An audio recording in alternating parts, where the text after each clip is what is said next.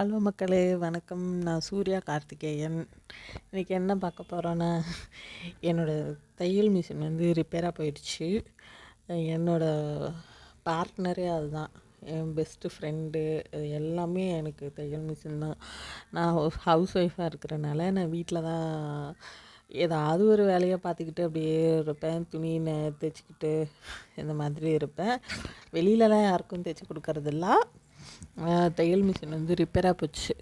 Service பண்ணி கொடுங்க மாமா, வெளியில் கூட்டிகிட்டு போங்க எடுத்துகிட்டு போகலாம் அப்படின்னு சொன்னால் கேட்கவே இல்லை.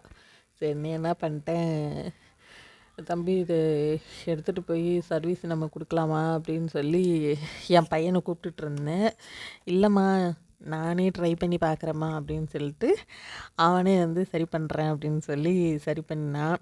சரி பண்ணிவிட்டு சின்ன வேலை தான் இருந்தது, ஆனால் ஃபுல்லாக எல்லாத்தையும் பிரித்து எல்லாம் கரெக்டாக பண்ணிட்டான். கடைசியாக ரின் ஆளாக இருக்குல்ல, அதை வச்சு தான் வெளியில் எல்லாத்தையும் துடைச்சி எடுத்தான்.